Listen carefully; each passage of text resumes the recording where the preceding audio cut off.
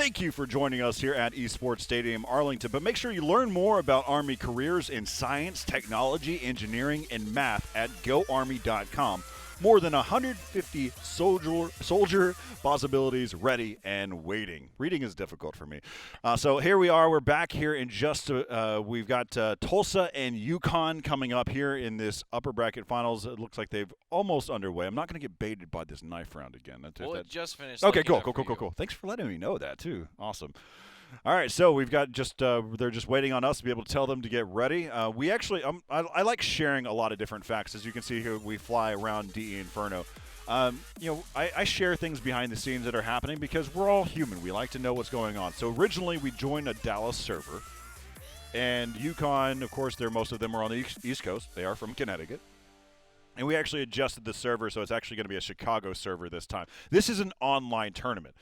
So one of the key things that I've always shared in esports is competition is first. Competition integrity is first before you start to worry about a broadcast. So if it means we delay for a second, we delay for a second. And so now they're in a server. They all feel confident, and we're ticking away, and that's going to bring us into this game with Tulsa and UConn. And we are on in Inferno. John, take it away. Well, we're seeing a lot of utility coming up for the side of UConn, so something tells me that they're either going to go banana or they're just going to run straight down mid. So it looks like they're opting to do just that. Actually, I'm looking on the side of Tulsa. I've got myself completely backwards now, so I've thrown myself for a whirl. It seems as if almost Tulsa has as well. So Mob being taken down is the first one. Ray supporting in the back, able to find it. Obe. And it seems like their A hit's not going as quite successful as they thought. As 4 people stacked on the A site. No one really prepares for those kinds of stacks, but nonetheless, they're getting pretty close to the bomb site here. And now the rotation is coming on over from Q. So they're going to have 5 people on this site pretty soon. And they could get this bomb down, and they sure do. So that's going to feel good even if they don't take the round. And now they know where everyone's at. They've seen at least 3 or 4 people coming on over. Now Ray running over towards Boiler. They've got the Molotov. Oh my goodness, absolutely getting grilled alive. Tried to go for the barbecue. He didn't realize he was going to be on the menu. And now, oh my goodness, Purple Dreams. Oh, what are they doing? They're just running at him. Had the knife out. They're getting a little bit too greedy there. And they were going for the diffuser. I don't know what's happening anymore, Corey. I think he's just going to stick it inside the smoke. The is in position to get in. Wow, that was a weird round. There's a lot to dissect there. I'm not really sure what's going on. And something that you mentioned yesterday is all about respect. And seeing the respect coming out from both teams. It seems like UConn maybe a little bit too hot after their match with Oklahoma State. We saw a knife coming out. He's trying to get one from him out the corner. Didn't work out for him. We're seeing a pause now, so maybe just something going on the other side of the server. But this is one thing to note. Tulsa, 1 round on the board, doing 1 better than Oklahoma State already. And so we'll have to see. They were able to ride pistol round momentums against Miami pretty well. They started off with 3 to kick it off, and then when they were on their T side, or excuse their CT side, they got 2 for themselves. So we'll see how much momentum they could get against UConn. But figuring out the things in the background, seems like Corey is typing away trying to diagnose these issues. But in the meantime, looking on the money side of UConn, they've got pretty much nothing to work with. Corey's always mentioned that $2,000 mark. Lighty might get a gun for himself, might get a deagle, try to find some picks down mid. And on the flip side, where we see Tulsa, they're probably going to buy into this round, and it seems like we fixed our issues here. Corey, the magic man, he types 2 words on his keyboard. It was get ready, and now we are going into this match. Corey, what you might have missed in that round is Tulsa taking a pretty convincing take on the A side. It was 3v4. I think actually it was 3v5. They were able to make the comeback. UConn getting a little bit too greedy, and there's the deagle from Lighty as we were, or as I should say, I was a little bit predicting he's going to try to take an angle somewhere, and Hamza just running straight down mid with the MAC-10. All right. Yeah, so we're discussing something that you might see as a custom model, custom skin player that's inside the game. One of the things I was stating to them is it is not in the rule books that says that you cannot use custom skins.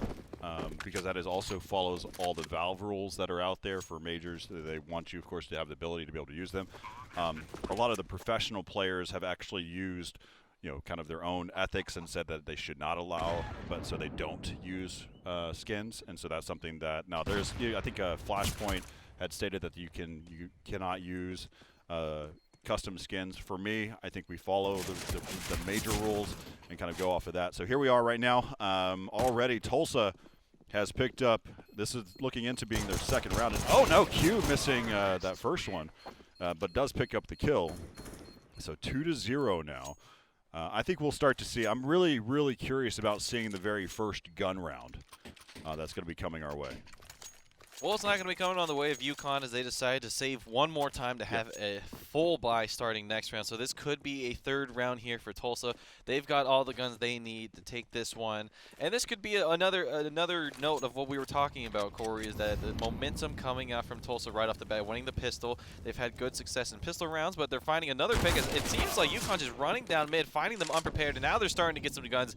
And this is starting to get a little bit frisky. Ray's going to find one. No, he does not. Nice shot there from Purper, taking him out. And that's going to open up the A site. They just don't know it yet, so they're starting to rotate over. You see the two players, in Ali and Q, making their way over to that A site. You have got to run to that A site. If you're Tulsa, you got to get on the site, plant that bomb as soon as you can. They don't know that, however. Now one person poking out. It is Q with the CZ. Not going to do any damage at that range, even getting caught off guard. But Splix now finding a pick towards mid. Regrouping with his teammate Ali. He's running in with the 5-7. There's one player playing in pit. There's a Molotov, not even needed. The quick headshot of the grenade taking him down. So it's a 1-on-1 with 10 health. That hurt Ali really, really bad on that one. And he's got to know where he's at, and all it's going to take is one bullet from both players. He's got to be a headshot from Ali. He knows, he hears the sound. He's playing exactly as it needs to, and nice there from Obe. Just playing it slow, listening to the footsteps, using the knowledge that he could, finding the one shot he needed. And there's that third round, Corey, that we were talking about. The third round from Tulsa. They've got the momentum from that pistol round, just like we saw last time. Yep. But on the flip side, this is where we saw from last game. This is where Miami swung it heavily back into their favor, and now we're seeing guns coming out for UConn, so we're going to see a hold there for them. Yeah, so Inferno from a counter-terrorist side is very, very much about having full nades, properly executing, throwing those early, then having enough grenades to be able to retake a bomb site. That's what we're seeing here on this kind of default setup. This is very common. We're going to see this time and time again on Inferno. Bomb will usually get dropped back over inside a T mid on the ramp, and then they'll see who can get what picks, and then they'll start to execute after that. So it's just very reactive play style. But you see this boost up here. Now, we saw it during the pregame that players were trying to get up on this railing. So it's a good angle. It's a very good off angle. And so there's some verticality that comes into play where Hamza has to not only worry about the low angle, but has to worry about up top. And so it looks like he's going to hold this angle. Because it's a difficult way to be able to play this. And so now he's on a different angle altogether. I'd love to. Yeah, so he's just jumping from one porch to another, one balcony to another. Yeah, with that said, we're seeing 3 players stack up on truck, and now the Molotov's going to go down from Ray. That's going to slow them down, maybe even bide their time for rotation, but they don't know that all 5 players are sitting right outside of that Molotov. If they make one hit, they've got the smoke that they needed. He's boosted up on site. Yeah. They're able to get Q. He was the boosted up player. Now Ray's calling for the rotation. As you see, the players are coming out, and that's going to be the bomb going down in just a few moments. There you see Mob's able to get it, and Ray's going to try his hand through construction. There's all 5 players on site. They have got a mighty task in front of them. Only 2 kids on Ollie and Ray. I don't even know at this point if you go for it. Look at their money, Corey. At this point, they might just call a save, try to get some exits where they can. We already see a flank coming around from Splix. I think that's what they might be doing here, going for that. But we see Ray. Oh, my Lord, coming out 3 kills. I say they're going for the save, but they're going for the round. And that's 5 players in the blink of an eye. What a retake. I don't even know what happened there other than they just clicked heads, Corey. Well, you saw, I mean, exactly that. The fact is they won every single gunfight and continue to push. So Ali and Ray doing a really excellent job getting those initial picks, not getting dropped, and they continue to push in. They had a really, really good retake. And so, I mean, what we saw there, just kind of taking little notes from what just happened. You saw as they were trying to push towards the B bomb site, they threw down the molly or the incendiary grenade to slow them down towards B before they executed. I think it was just timing. I think that they looked at the time. They didn't know that they were executing on it yet. We saw the smoke come after, not before. So they threw the incendiary grenade, and at that point, that slowed them down, which then they tried to get set up. But a really, really, really good execute. One of the things I want to call out is the player that got boosted up. Looks at. Well, I'll finish that statement here in a second. They push out here through the apartments. Great control from Lighty. And he's got one more, and there goes Ray. So just to kind of wrap up that last point, is whenever they were executing over there towards the site, the player that boosted his teammate up, boosted Q up, he actually decided to fall back. He didn't try to continue to challenge. He fell back. We'll take another look here. Look at that. Lighty's great control, and then his teammate over the top was able to finish off the last one, 3-2. And so now we'll see our second gun round. But look at that. Dejinja has a MAC-10 here.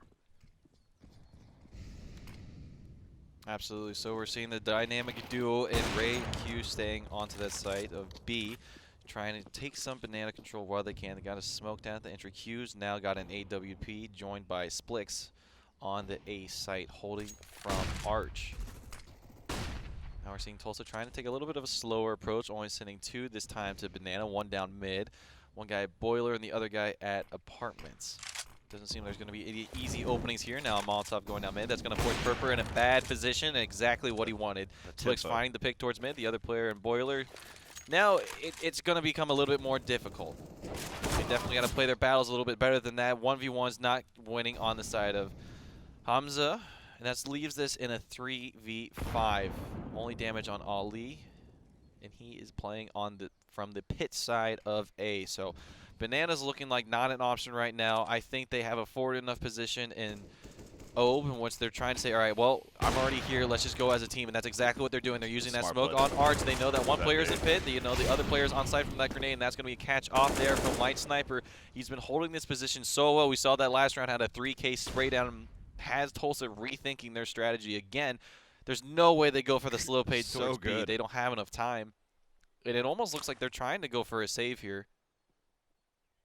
Yeah, no, they don't have a lot of time, and I think Obe was just hoping that he'd be able to catch somebody as they were rotating. They'll definitely save for this round. But let me talk about it for a second. There was a player that I used to be a huge fan of as Mop is holding an angle there inside a boiler. He's about to get taken out, though. So I'm watching it on the minimap. Over on 1, can we hop over there, please, to Asian. That was Mop. So Mop is over there. Now we see Obe be able to get that one. So they picked up that 3 out of that set there at the very end. So they took away 3 weapons. The money's still doing really, really well, but they took away 3 weapons there. One of the things I was going to state, though, is there's a few players back in the day that would not actually – they were not really good fraggers, but they were great controllers of the game. And so they'd use nades, they'd use sound, and they'd win rounds without actually having to take out anybody. And what we just saw there is actually the players, they threw a grenade and they threw a smoke and then a molly right after that, and it held down that choke point because of time. And so that was something that UConn executed that flawlessly.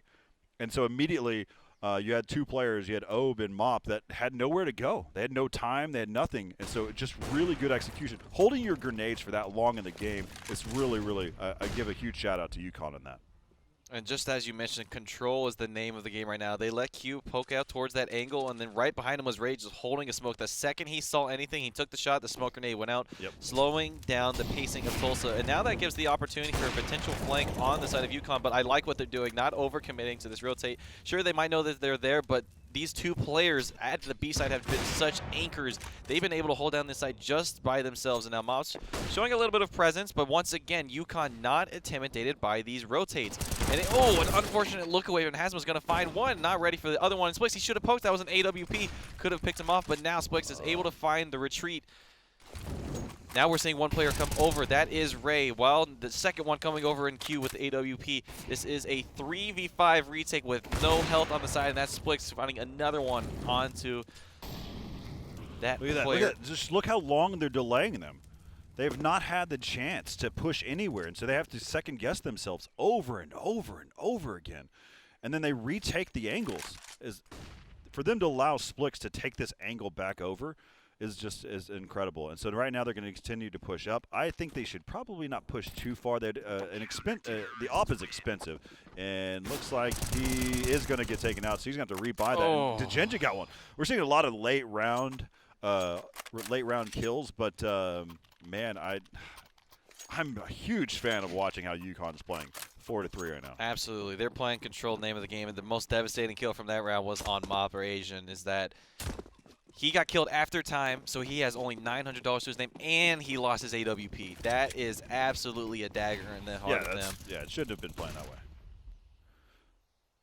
But now we're seeing Ray and Q holding down the side. They don't have an AWP this time. They both have the 4A1S with the silencer on it. Perhaps the gun of choice for them. And once again, you see Ray holding the smoke in hand for perhaps Q, who to call something out. But now he's going to see one around the corner. He sees the utility come out, and there it is. He's going to throw the Molotov down, actually throwing the smoke out. But Q finding 2. Ray on the flank finding 3. What a perfect crossfire there. Mop is able to find 1, but it is not enough. Beautiful. That's exactly what you're talking about, Corey. Just using your utility to take the fights for you. They set up a beautiful crossfire there. And the funny thing is, if they had more bullets, they probably could have taken him out without having lost anything, but that's a side point. Their money's still looking great. They were only taking down 1. Very minimal damage taken at all, as basically everyone on the A site, their utility's not even touched. That's right. So Ray and Q, these guys absolutely just being anchors on this B site. And what I'm curious now is how Tulsa feels about that, and specifically every time they've tried to go B, they're just saying it's 2 guys, and they're getting stopped by 2 guys in utility, which is just meaning to them. Yeah, Tulsa's at that max round bonus as well, so they'll continue to have the ability to buy. But as you look at it from UConn's perspective, there's a really good call out. The fact is that the 3A players did not have to waste any utility at all. So that's going to keep about $1,000 plus in their bank every time. So they're just going to continue to be able to stream these rounds together. And so now we're going to see if they can get an A execute. This time they switched it up, though. Splix usually is over in this area watching towards bracket, and he's actually going to be over there inside of his pit. And he's got that AWP watching towards the main lane. Ray's going to get eliminated over there towards the bracket side, and Ali decided to peek out at that point. A nice shot by Splix, but they know that the Opper's inside a pit. You're going to probably see them rotate through CT spawn area. Yep, that's going to be the exact case here. But Q, he's right there, finds the bomb carrier. He says, surprise, and he gets himself 1. Now it's down to a 2-on-3, and Hamza trying to even things back up, and there's just the exchange of frags that are happening inside of A, but this is really where the battle's at. This 1v1 do-si-do that's happening inside of CT spawn. He has the ability to pick up the bomb, and Q is elected to just watch this angle towards the B bomb site. 19 seconds, not a lot of time to work with. And then Purper is going, okay, I know that I can head over this way.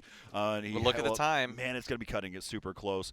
Let's see if he can be able to get the bomb planted. He will. He's got it. Yeah, he's got it. Lighty's not in position to get there in time to deny the bomb plant. So maybe he's thinking he doesn't even have time, but he sure does now. He's booking his way over. Maybe a little preemptive on that Molotov, but once again, he doesn't know where he's coming from. So just blocking that off for now. Oh, he dropped there too. I don't think he would have been able to hear it from that far away. But Lighty just on the other side. We'll stay on board with him. You see him creeping his way here through construction. And just on the other side, Purper's played this extremely well. I think Lighty should have rotated a lot earlier or been able to support his teammate faster than that. And there he is right around the corner, and Purper picks up the round. So whenever you break it down, Tulsa does have a lot of good player individual skills, but you look at it from the opposite side, UConn, well-executed, well-polished machine, but if you start to take the cogs out of the wheel, it's going to start to struggle a little bit. Absolutely. And so that round I thought was over. Once they had the bomb down in CT, it just seems like there was no way they'd recover it in time. Q was just playing that perfectly, threw down the smoke, and Splix finding a pick towards mid on Purper. Had such a good round last time, just finding himself getting picked towards mid. Maybe a little bit too confident after that round, and so just walking straight into the scope.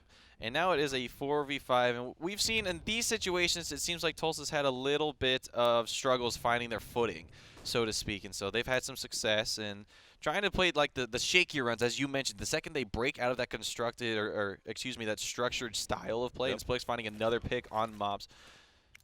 They're just walking into his crosshairs now. Earlier you were correct, where Purper was inside of mid.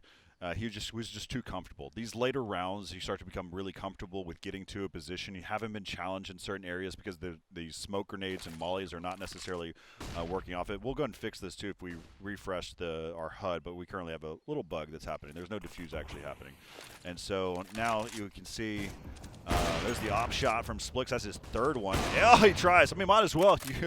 As he tries to be able to pick up that fourth one. They know exactly where this player is at inside a pit, and Ali's going to be there to support, and there he's going to have it. Great control there from those two players. They team shot. They no longer had to worry about apartments that they knew where they were at. 6-4 in favor of UConn. Yeah, once again, just great team play. It seems like all the situations where it has to get scrappy is where Tulsa, we see them coming out on top. They've got the aiming skills. They've got that scrappy fighting mentality going for them, but they don't have that. It seems like that controlled playstyle as much as UConn has exhibited on this the CT side.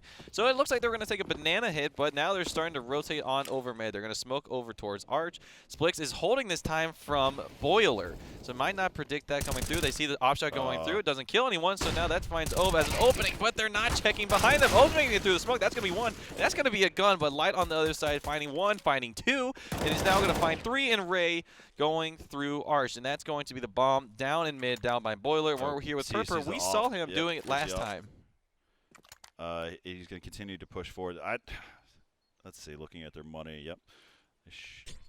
There's a grenade over the top. He didn't take. He didn't make a lot of noise that he got hit by that. And, tries for the no scope. Yeah. Yeah, I don't know. I mean, being on the T side with the AWP trying to push up, you usually can kind of win like a banana. But the way that the banana's been played this game, you're not seeing any aggression coming in. I believe it's from Ray and Q who are watching over there towards B. They both are utilizing the assault rifle. And look at this. So you got an early round. Probably going to allow their teammate. Yep, see, there's Ali. He's going to set up this smoke for them. And that's going to allow them to keep their smokes. And that's going to allow them to delay the B-bomb site even longer. And so he's going to rotate back towards his teammate because they smoked off mid early. And so this is just really good kind of play style for these guys. And you can see they're trying to get up inside a window. And they're allowing it, right? So this is where earlier we talked about how Purper got comfortable and he got picked inside of mid. This is why. Because they're allowing them to have certain angles. They're allowing them to get to certain points. And so now you can see, what I do like about it is Splix and Ali going back and forth, changing positions, which changes the play style in certain positions. And there he goes. Splix is going to lose that one, though, this time, as he just kind of pushed on the edge of that smoke. I don't know if he actually saw him on that one, though. And now a counter flash going, oh, they're actually going to go through. Oh, they're not going to check it. Nice bullet discipline. That's what you do. Oh, that's exactly beautiful. What you do. Trigger discipline coming through, and now they're going to find three because of it. It's gone frantic, but the bomb is on site. There is one player in pit, so they are going to get the bomb down at least. They didn't check for pit, but Purper's able to find the kill, and it is now a 3v2. And if he finds this one, that is a good position smartly from Q, not forcing the fight. Now the grenade's coming through, and that might do it. Oh, that is not an HE, that is a Molotov. So they're keeping him there, and Mont is going to stay on site. So they're going to have to take this pretty soon. They've all got kids. And oh, they lined up for him. Oh, only he backed up into the fire. Bomb's right there. He needs to start yet. Neither one of them have. Ali doesn't have a kit, so this is going to be a long defuse. He will have time as Q took out Purper. So they're going to be 8-4. Nice little good old-fashioned long defuse. But look at this. This is where we went back. So Ali letting those players go and then executing it. Of course, DeGinger had to worry about his flank, and that's why Q was able to pick up that one. Again, that's why sometimes it's a slight gamble. It's not a huge risk. You let players go. The worst case scenario is that they turn back on you. See Ali again. Here's the jump smoke. Oh, I think that didn't make it through. So, he's done it multiple times. So he's practiced way too often. So.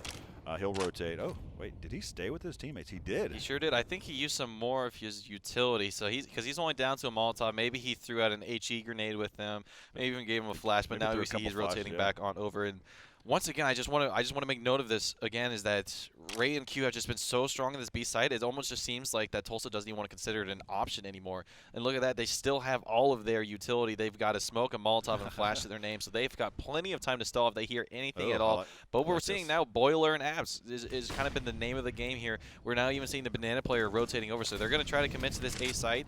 Both the players in Ray and Q still sitting on over to them. So they feel confident that the three members at A site can hold it down. Well, they don't know all five are coming in yet. And so there's the first one. That's the bomb carrier. That's the trigger. You see them now start to rotate.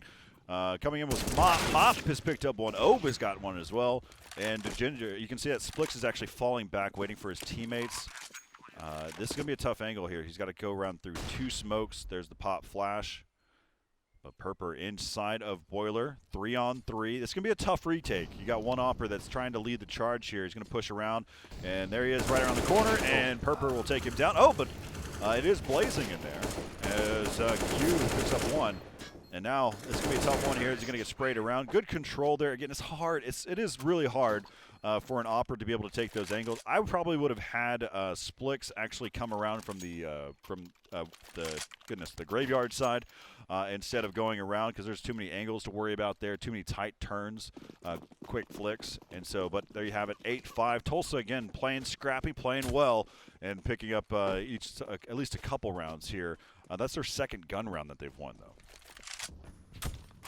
That it is, and once again, as we were mentioning, the scrappier situations, it seems like Tulsa's coming out on top, but once again, not trying to put too much contention onto that banana side. They've got one player, 2 players over there, actually, and now we're seeing an adaptation from Splix and Lighty. They're playing 2 in apps, watching both angles. They might find one here, and this seems like the smart move. This is where they took it last time. That's how they got control over Boiler. O's going to be caught on... Oh, he was not prepared for that, and that is one down. That is not the bomb, however. Last time we saw the first guy going in, but they definitely heard that. They absolutely heard that. Ali was in the right position to hear it. We're not seeing a rotation coming through just yet, but this is going to be a rough hole. They've got the utility to do it. They still have their Molotovs, but now we're seeing Lighty come through, and now they're getting pinched. And so Splix is now holding the angle. This is smart for him to actually fall back a little bit more, get a better angle. Left up to Mop and Purpur from Tulsa. There's the fire coming out. And there it is. That's going to do it. Ray taking that round, 9-5. Yeah, I just love the usage of the utility. Watching these later parts in the round, I mean, having those smokes, seeing them push up. I mean, it's literally closing the door on them and creating that haze where they couldn't push through or not want to push through. So again, I love watching how UConn's playing, but more importantly, I'm loving how it's been cool to also watch how Tulsa has been winning some of these crazy gunfights too.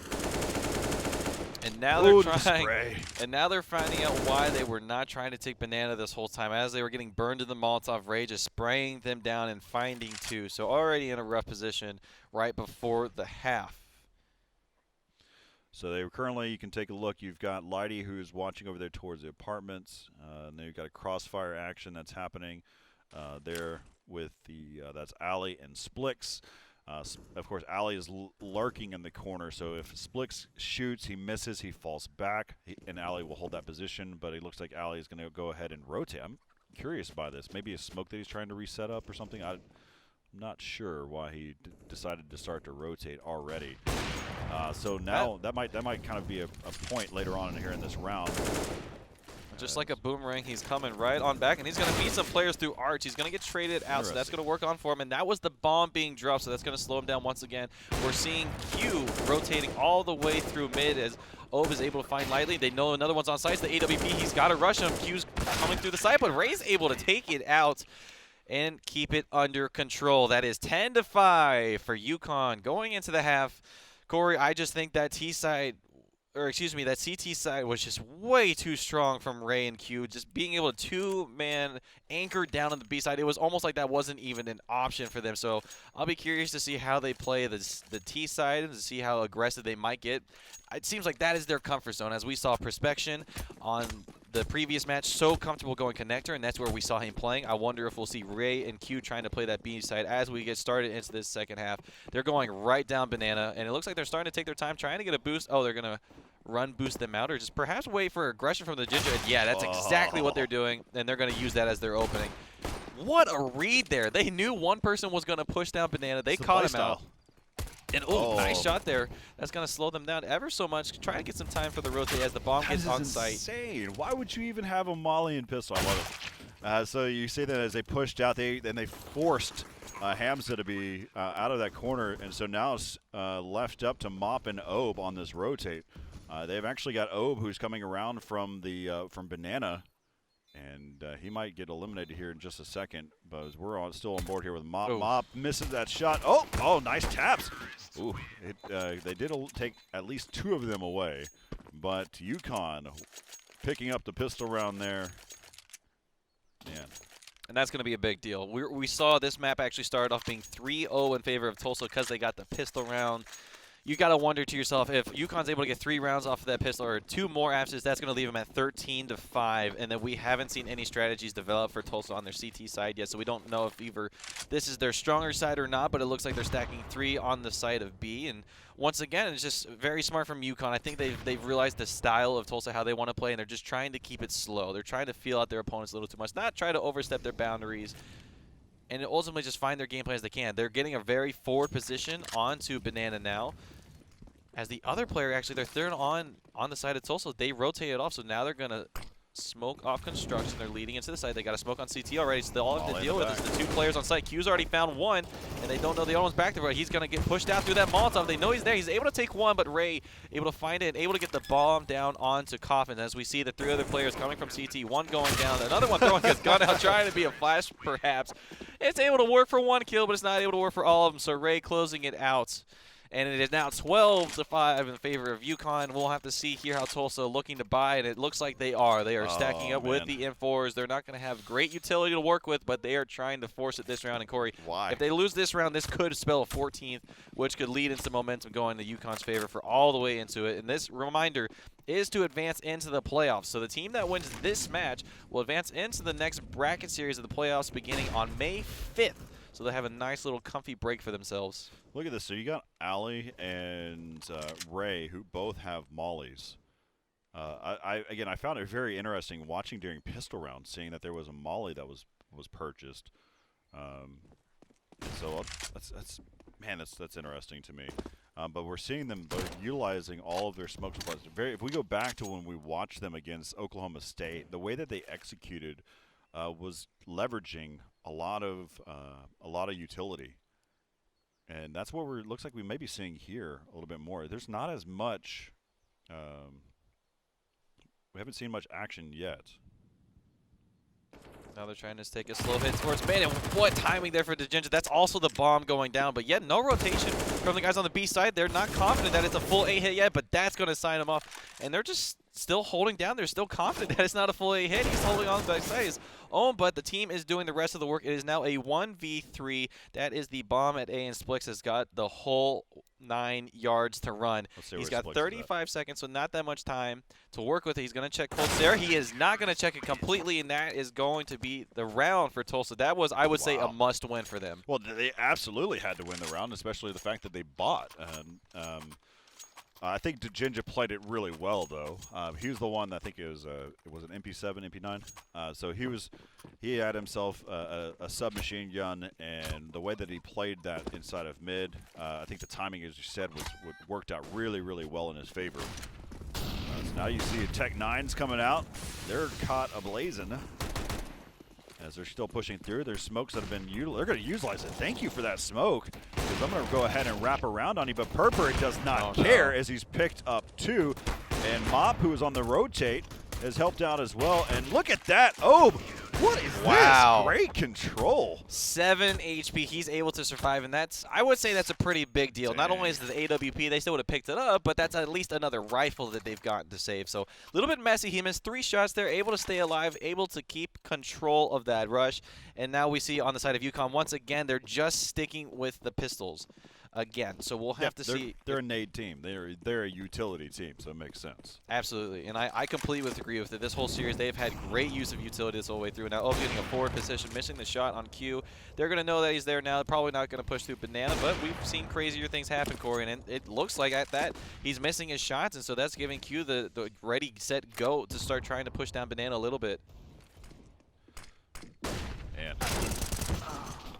And there you go. You've got an exchange. As actually, that was over towards the Banana side. There's a bout that's been going on where Banana is still on lock there. Now we're left up to Ray. And Ray completely blind. And there you have it. Hamza picking up the last one, 12-8. Yeah, Ray's got glasses on in that picture, but they did not help him out there. He was completely blind. The only thing he saw on his monitor was just the color of white, and so that is going to make 12-8, Corey, and it seems like there's all the utility that UConn is looking for. Have we seen a round from them yet on the T side with full utility and guns? We've seen, yeah, I think we've seen 1 round. I guess that wouldn't make sense because I'd have to go back. I'm looking forward. I'm not looking back. So as you look at it, they do have full utility. I'm curious. Again, we see three mollies this time from them. So this is a full execute. I think this is just how their play style works. They're probably going to toy with them for a little bit, and they're going to have an exact time. You're going to see a full execute. Oh, I think he threw a molly or an incendiary grenade, and it caught the edge of that smoke. He tried to time it, and didn't work out. So that was a whole waste there. Here's another smoke that's coming in. Smoke splashes, mollies over the top. Now they only have a few angles to be able to worry about. Purper is actually doing okay. He's like, hey, sweet. Oh, but he does get caught there as they're being able to get the bomb planted. Obe has been choked off.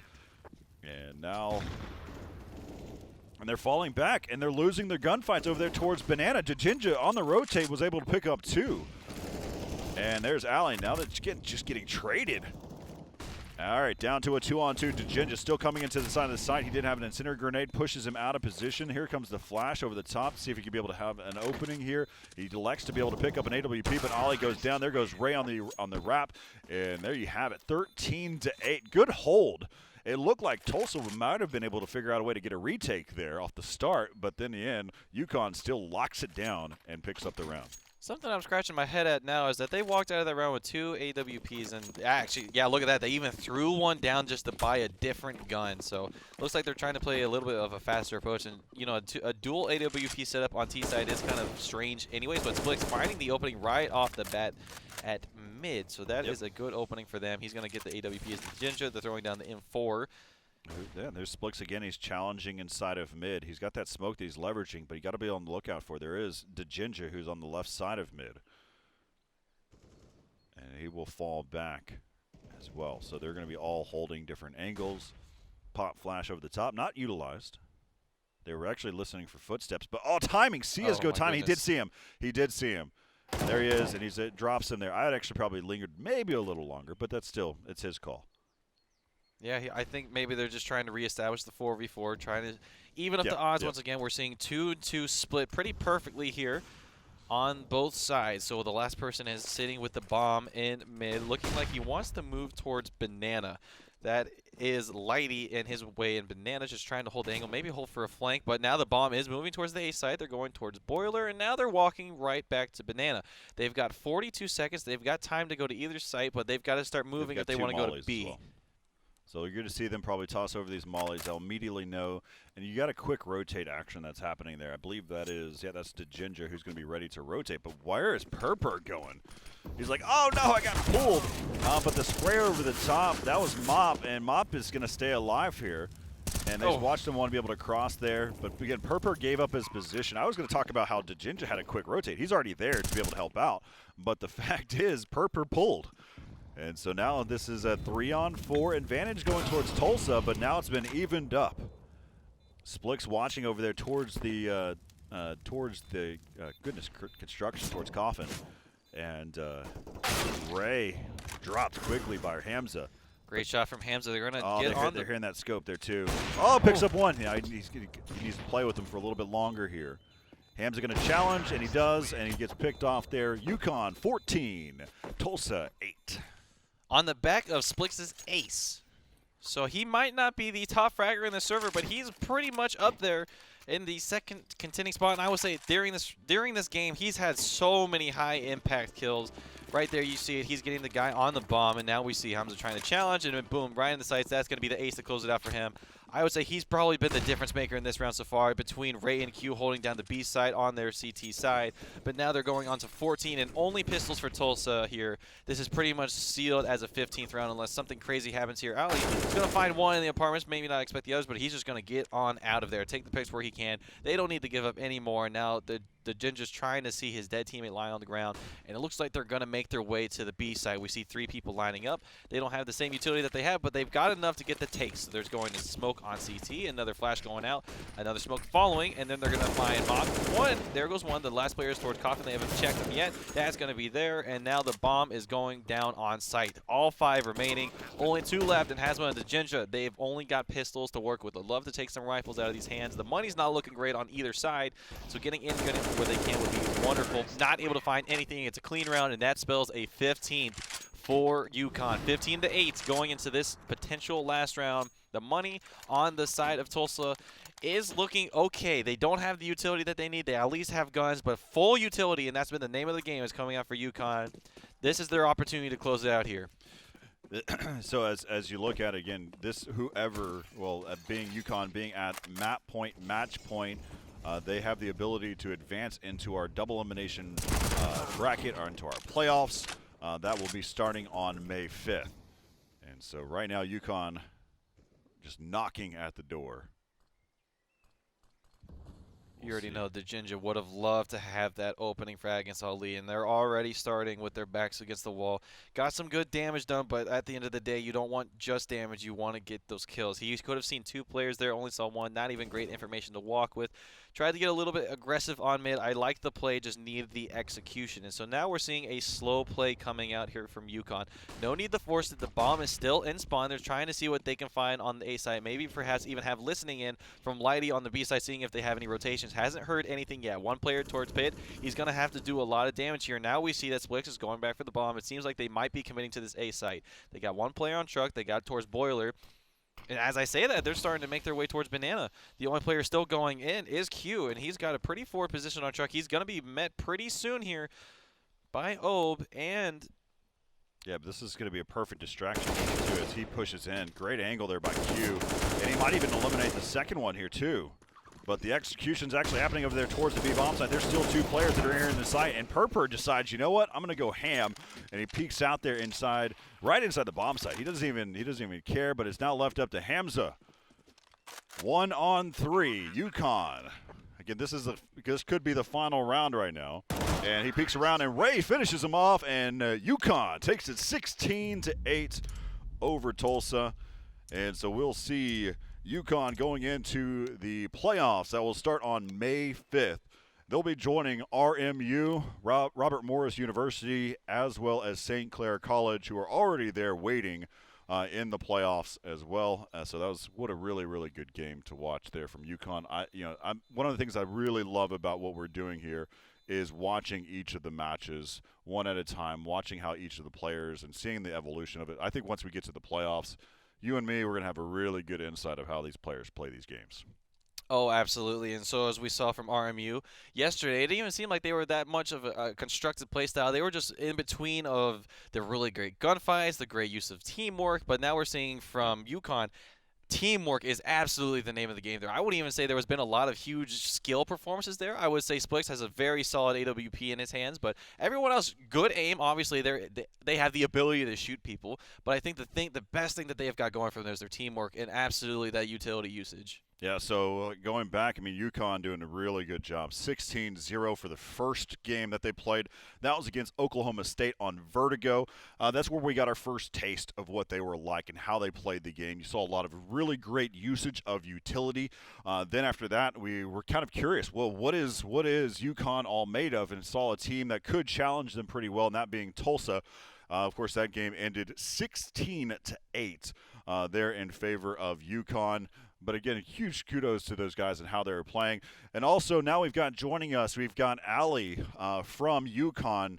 Allie, first of all, congratulations for making it into the playoffs. But second of which, I want to say the fact is how that game all shaped up. It was a huge shout out to how you guys played it methodically throughout. First things first, how does it feel to be now in the playoffs? I mean, it feels great. Like we spent a lot of time practicing. I mean, not only for this game, but for other games, because as I put in our poll before, this team of 4 people has been together since our freshman year. So it's kind of like just a culmination of our years of Counter-Strike together. So it feels good to make it to the playoffs, especially kind of like quickly, relatively, 2 games.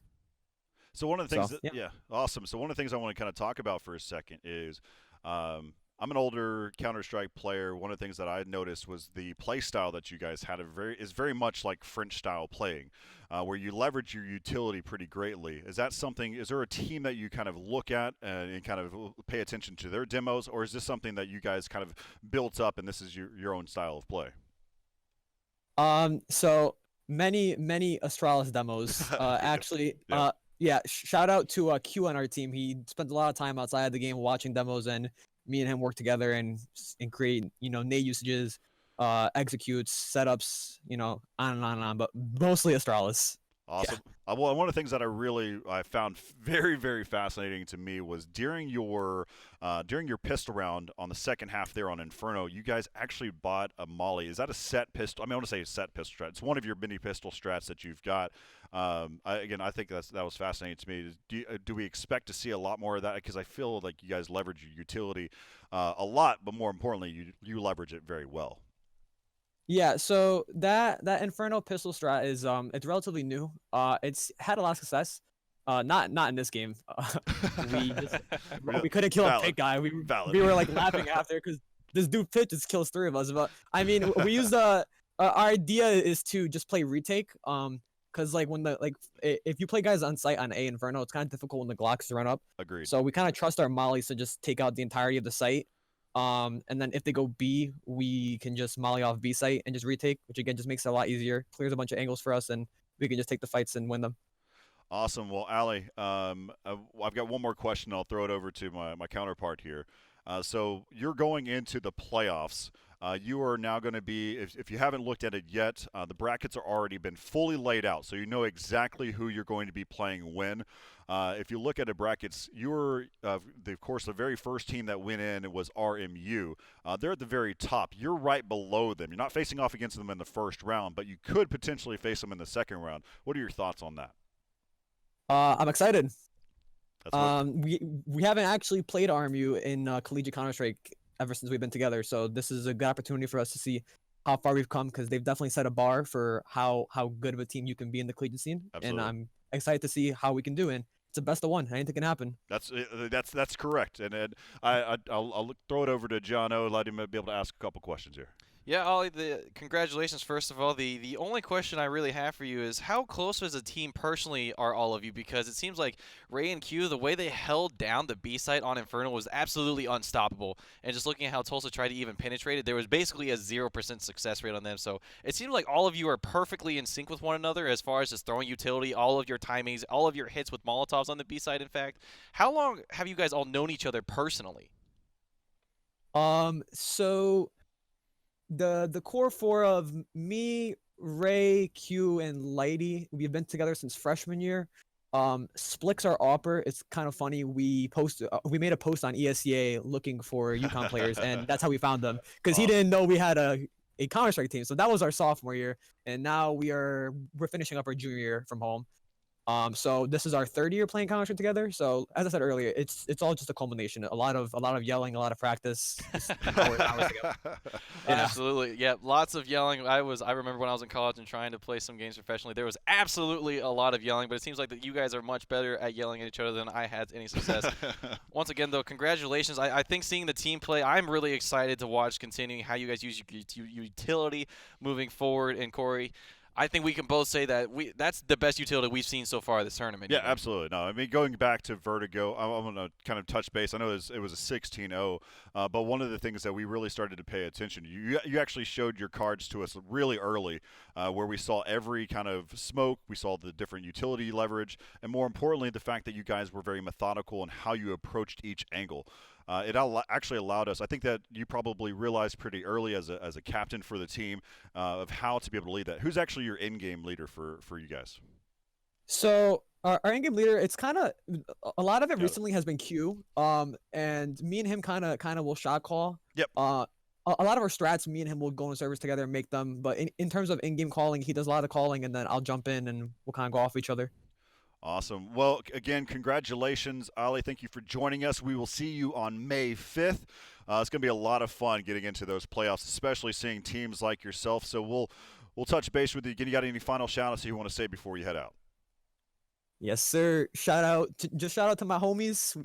This is a big dub. Feels great. Shout out to NACCS, my homies in there, and I'm looking forward to playing the playoffs. Awesome. Well, thank you, Ali. Thank you for you and your team joining in this, and we'll see you in the playoffs on May 5th. So really great games that we've seen so far today. So that's basically concludes the top half of our bracket there in Group B. That's going to take us to the other side now, where we're going to have some really good matches here shortly. We're going to have we're going to see if OSU, if Oklahoma State can kind of redeem themselves as they face off against Miami University. So we'll see how that one goes. That's going to be a tough matchup again from OSU. Watching how Miami played, they reminded me very much of what UConn was like. As you take a look at the bracket right here in front of you, you can see how everything kind of panned out. UConn taking that one 16-8. They won the first one 16-0. For those of you at home that want to follow along with us, you can head over to brackets.esportstadium.gg, and you can be able to check that out as well. So really some good matches. But coming up after the break, we've got two teams that were knocked down to the loser bracket early. That's Oklahoma State versus Miami University of Ohio. And we'll be back after this with more Counter-Strike.